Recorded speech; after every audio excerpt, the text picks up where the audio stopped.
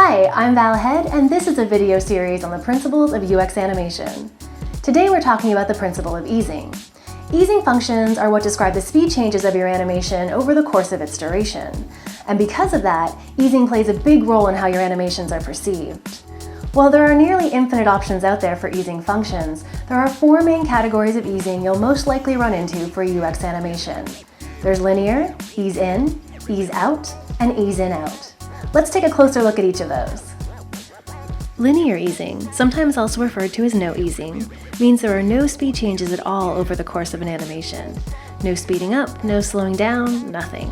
Just one constant speed the entire time. Linear easing can often feel robotic or mechanical because almost nothing in the real world moves like that. If you were to walk from one end of the room to another, you'd have to speed up into that walking action and then slow down before you came to a stop. Ease-ins and ease-outs come closer to mimicking that type of real-world action. And that's why they're usually a better choice for UI animation. An ease-in function will accelerate into the action like this. It still stops abruptly at the end, but our box speeds up into its movement, which feels more organic. Ease-in easing is great for something exiting the screen, because you'll see it speed up into its leaving motion, just like something in the real world might. An ease-out, on the other hand, does the inverse of that, and decelerates or slows down before coming to a stop. Ease-outs are great for entrance animations because you'll see an object slow down before it comes to a stop in its final position.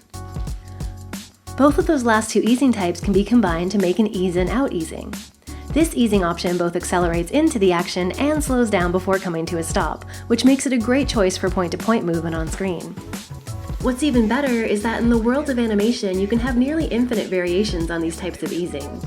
While any easing option that causes an object to accelerate into its action could be considered an ease-in, there are almost endless variations of how that acceleration could look.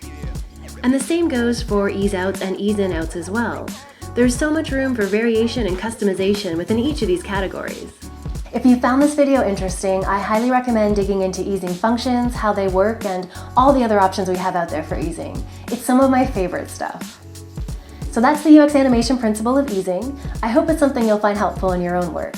And don't forget to check out the rest of this series for even more tips on how animation can help you with your UX design efforts. See you next time!